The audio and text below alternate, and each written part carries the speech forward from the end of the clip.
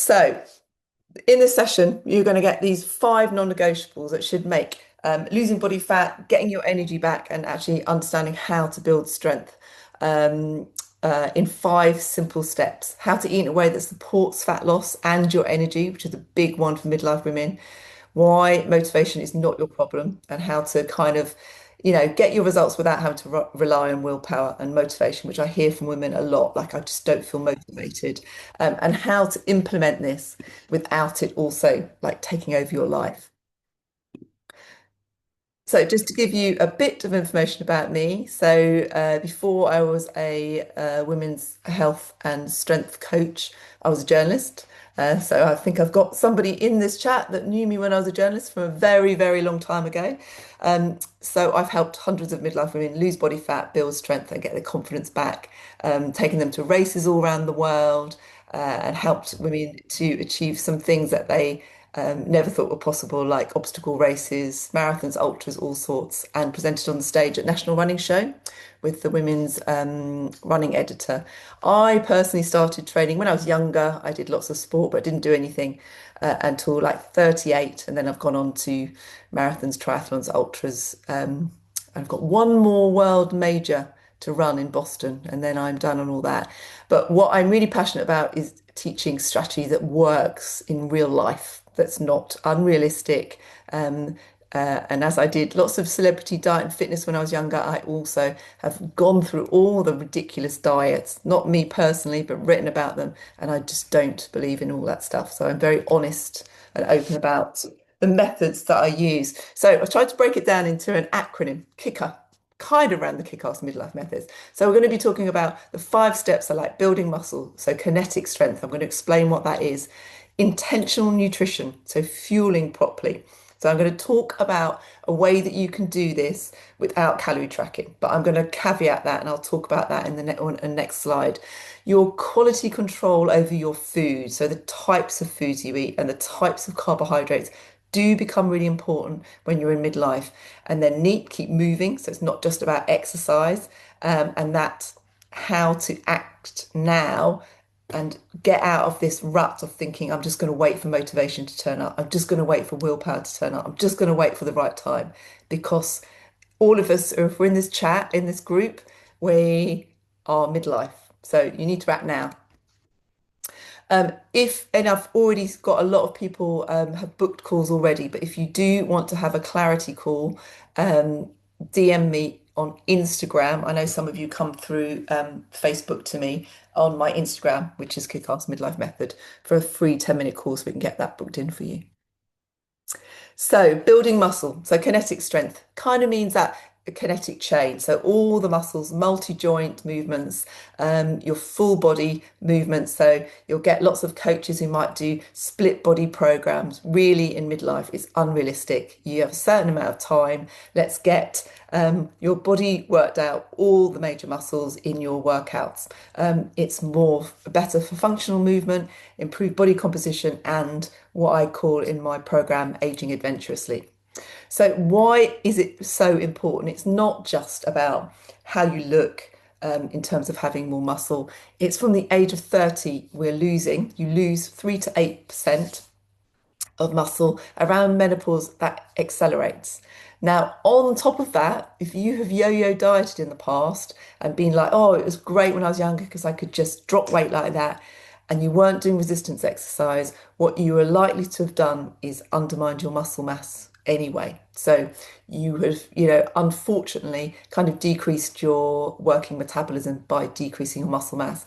And now that's kind of accelerating. So that slow metabolism, less shape, and it also affects your energy. So it's really important. Step number one is the non-negotiable about strength training 3 times a week. It doesn't have to be long. It's just actually more important to be consistent than it is, for instance, some of you might in the past have done, right, I'm going to get fit. And you do like a 2 week phase and you feel great. And then you don't do anything for another year or 6 months. It's more important that you just do small bits and you do it 3 times a week. But really importantly is progressive overload. If you don't progressive overload, you will not challenge your muscles and they won't do anything. It won't have any impact. So it's not just about going to your body pump class or your Pilates class or your Peloton class and just going through the motions. You really have to build your confidence to understand what progressive overload is, what that looks like, what that feels like.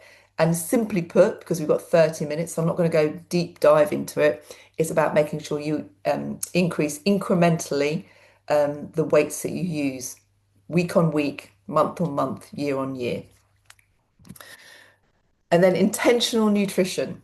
So I'm sure lots of you in this group have probably done Slimming World or Weight Watchers or fasting or this, that, and the other, and it's all very controlled. So a way to think about it without having to calorie track is to think firstly about getting out of the mindset of restriction and elimination and think about an abundance mindset.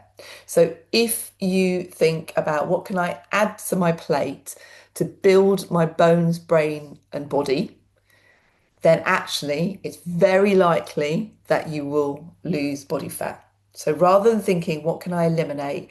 Are you thinking, what actually is not on my plate? So there are two ways of doing this, the Kickass Freedom Fuel formula. So option one, you can think about your plate and into pie charts. So you can think, all my plates on my dish for breakfast, whatever it is, 40% carbohydrates, and this is generalized, so there are caveats to this, but if you wanted to start losing body fat, thinking about 40% carbohydrates, 30% protein, 30% healthy fats, or you do it in terms of handfuls. So at your breakfast, two handfuls of fruit or veg, one palm protein, one thumb of healthy fats. So thinking about that. So your carbohydrates can also be, for instance, so I put handfuls of veg and fruit as carbohydrate, but it could also be whole grain rice, quinoa, beans, that kind of thing. But you have to be really honest about that. You have to be thinking of that at breakfast, your lunch, and your dinner. So what I always recommend is that you take a picture of your plate before you eat because it slows you down and it makes you look and think, actually, have I got that? And rather than thinking, what do I take away? Go away and think, oh, actually, I'm missing some vegetables. I actually need another handful of vegetables. Go away and put that on because most women are not losing weight because they're trying to skimp on their food. You're not eating enough. Therefore, you're knackered, fatigued, brain fog, all of those symptoms that get very confused with that are likely with menopause as well, but could be just simply you're not eating enough. And then you're overeating in the snacks in the meantime. So think about those. If you are eating sufficiently at all three meals, then actually you'll find that you won't want to snack. You just won't need it. And that whole thing about use tiny plates. I have to hold my hand up. I've written that for a feature. Ignore that in my 20s. Don't try and like decrease your plate size. Think about actually what can I add? Go from an abundance mindset. So every time you look at your food, think about, does it nourish my bones, brain, and body? If it doesn't, what do I need to add to make sure it does? But the flip side for that is, will this food inflame my body? There are things that are inflammatory, like high sugar stuff. It's going to cause, if you imagine like flames around your body, certain things are going to inflame your body. Now, sometimes we eat that stuff anyway, just because. But if you go from the basis of like, 80% of the time looking at your plate, you will lose body fat if you do that. And then we're going to get onto the quality of your carbohydrates. So this matters. So particularly in midlife. So obviously processed foods, they contain more added salts, sugars, additives. There is research to show that if you have more ultra processed foods, make you want to eat more of it. So there's science behind that, that if you have ultra processed food, then it naturally makes you want to eat more. It disrupts your hunger signals. But then the flip side of this as well, and I'm not lumping carbohydrates in with processed foods. I'm saying there are two different things. There's processed foods, and then there's what's called glycemic index. So it's a scientifically rated foods about how quickly your energy is released from certain foods. So you can look it up. If you go onto the internet, you can look up the glycemic index of certain foods. As we hit midlife, we become, as estrogen drops, I'm not going to get too complicated, as estrogen drops, um, it affects our insulin sensitivity. So we can't process glucose as well, and it gets stored as fat and visceral fat.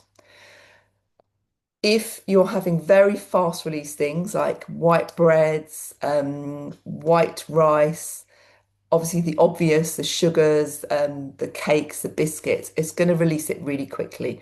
And our bodies just are not very good at processing that anymore. Even worse if your muscle density is low. Muscle acts like a sponge for glucose. So if you've got less muscle and you're going through menopause and you're having high glycemic index carbohydrates, a lot of them, that will get stored as body fat and visceral fat.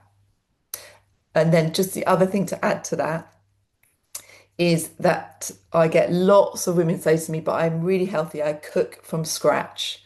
I've had people in the past say, but I had a cake, but it was gluten-free and organic. Your body can't distinguish between healthy food and processed food. It doesn't matter. If you are overeating the nutritional demands that your body needs, you will put on fat. So it doesn't matter whether it's healthy or processed. Obviously, healthy food's better for you, but your body will still put on fat if you're overeating what your body needs. So that's the only thing, going back to this slide, that's the only thing that I would say around calorie tracking. All my clients at some point will have calorie tracking because it is data. So actually, at some point, if you're getting to the stage where you think, actually, I'm not losing body fat and I'm doing all these things, for a 2 week or 3 week stint, it's really, really useful if you don't get emotionally involved and you just use it as data to track. And there are some very good trackers out now. So rather than in the past, you might have tracked food and it got miserable because perhaps you did a ridiculously low calorie intake and therefore it became like impossible and miserable. And you do it for a bit and then you'd be like, I can't do this because you're trying to stick to 1200 calories and then it becomes miserable. But if you do it from the point of view of it's strategic, I'm going to reflect on actually what I'm actually eating. And then what you can do is you go back over your tracker and you go, oh, actually, I can see that that avocado's 360 calories for an avocado. Sometimes it will not even be the cake. And then that and a bit of rice and two coffees, and suddenly you've gone over your nutritional demands for your body. And then that becomes really easy to just be like, all I have to do is switch that for this, do that for that, and then suddenly you've lost. So that's what I would caveat, that calorie tracking can be very useful from a strategic point of view. But I've had women who've used that process without tracking and have lost loads of weight. I don't know whether she's on the call tonight. I think she's doing a swim. And then step four, which a lot of women in my community are doing right now, is about moving more. So NEAT is a non-exercise activity thermogenesis. So most women think, I can't, I'm not going to start anything now because actually I need time to exercise and it's the exercise that burns calories. The thing that has the biggest impact actually is your nutrition on body fat. And then secondly, NEAT workouts have about 10% and it varies according to the person, the activity, your muscle mass. And then your daily calorie burn from NEAT, moving around, fidgeting, getting up and down, can have up to 30% burning your calories. So those things do matter. Now, I know personally when somebody, when you say give yourself a step count, I don't know, give me a two in the chat if sometimes when you think, oh my God, I've got to do 10,000 steps a day, suddenly seems really overwhelming. Does anybody here do 10,000? Yeah, 10,000 steps a day. So give me a two if that, when you think, oh, I've got to do 10,000 steps. It's a 10K run, practically. Takes about an hour, or if not more, an hour, 50 minutes for me if I run. So it's quite overwhelming. So if you instead think about what can I do in my day to day, it's not another thing to tick off your list. You don't have to think, oh my God, I've got to find another space in my diary to do more stuff. It's about fundamentally changing your mindset about what you do already that you can do slightly differently. So walking calls instead of sitting down, standing up in your meetings, getting up and doing 10 squats at your desk, standing up and drinking your tea, taking the stairs everywhere at work, parking or getting off the bus 2 steps before your actual stop. And then you're already making a huge difference. There are loads of studies that show the dangers to your health from sitting down all day. But then there's also the impact that actually, if you're looking to burn body fat or get rid of body fat, then actually these things can make a massive difference up to 200, 300 calories a day.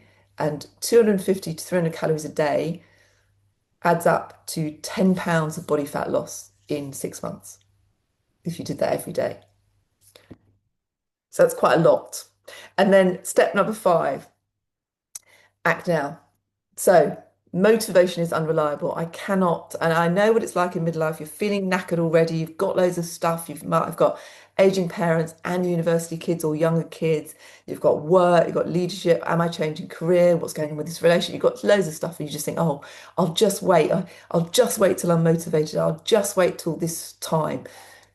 You can't, the people that are most successful and get progress just start and continue and work on just every little step is a step in the right direction. So what I advise all my clients, and some of my clients are on here now, is that you structure it into your diary. So don't think of it as a work meeting. You put your exercise in your work diary, plan it, like maybe on Sunday is what I do. I sit down, I think, what have I got to fit in? Where am I going to fit it in? I put it in and then I don't deviate from that. Now what will happen is you will be at first you'll be like, oh, because doing exercise, even though when you do it in the middle of it and afterwards you're like, oh, actually, I'm really glad I did that. Even and I've been exercising for years, when I think about having to go and exercise and do strength training, I'm like, oh, and it would be really easy for your head to go, you know what, I've got to do that work. It's really important that I've got to do that work. And you'll talk yourself out of it.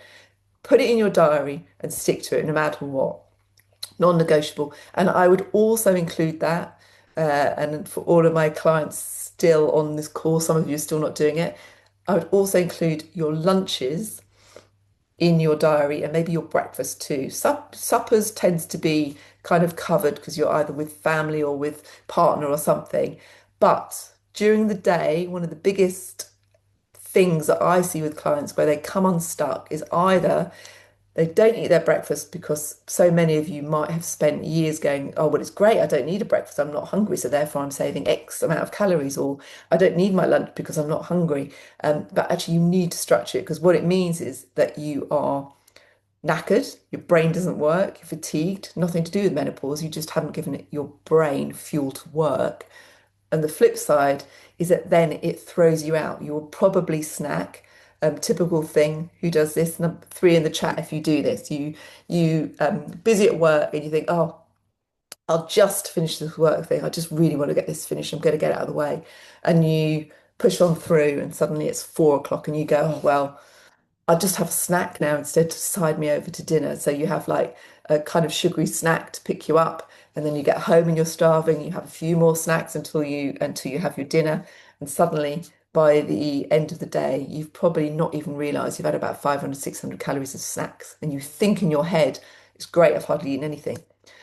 So actually put it in your diary and stick to it, and don't let a work thing get in the way and push it out, because the likelihood is it will throw you out completely. Um, and the other thing is, even when you're tired, you can't be bothered. Just show up. Those people who do that get the best results. And I'm sure all of you recognize that feeling of everyone else gets your time, your kids, your parents, your work. And maybe some of you, I have a lot of conversations with people that are beginning to think, actually, I feel like I need my time, and like I'm allowed, and you are allowed. So, making that time now and acting now. So the recap, build your muscle, number one. Like that is like so important, not only for aging adventurously, so you can do all the things you want to do. Health benefits is really good for your soaking up insulin, your metabolic health, being able to move, um, and also the appearance of your body. Now, don't worry about bulking. If you bulk, nobody I know can bulk. It's very, very, very difficult. So that's not going to happen. Eat to nourish. If you're going to go the intuitive eating way, think about it from an abundance mindset. Will it build my bones, brain, and body? Ask yourself those three things, or will it inflame? And then try to make sure each of your meals hits those things. If you need more fine tuning, track for 2 weeks, but be honest about your tracking. There's absolutely zero point tracking if you don't track everything, because then otherwise it's not going to give you a clear answer. The sooner you track completely, honestly, and transparently, the sooner you can stop tracking because it gives you the answers. If you just track and you miss your milk in your tea, or you miss your butter on your bread, or you miss the oil in your cooking, that's probably about 200 calories in that, and then you've missed out. So rather than just thinking, oh, I'll do it and then I'm bored of tracking it, I hate it, it's not going to do anything, use it as strategy, but be honest and transparent and like a senior leader that you might be at work with your tracking. Upgrade your carbs. Think about the glycemic index and how quickly energy is released into your body, because that would affect your fat storage and your visceral fat. And then move more daily. So getting up, moving around, set your timer for 30 minutes, even if that 30 minutes is literally just standing up and sitting down again. At least you've moved, and it will make a difference. And act like it matters. Structure everything in your diary so it's a non-negotiable. You would never not turn up to a meeting that you've got. So why would you not turn up to something that is about extending the longevity of your life, and your health and your happiness? So this is not about dieting, it's not about punishing workouts, it's not about starting every Monday. It's about actually really owning up to building a body that supports your life for life. And it's better to start now. So if you want that structure and accountability, then DM that word action plan on Instagram and book in a 10-minute chat.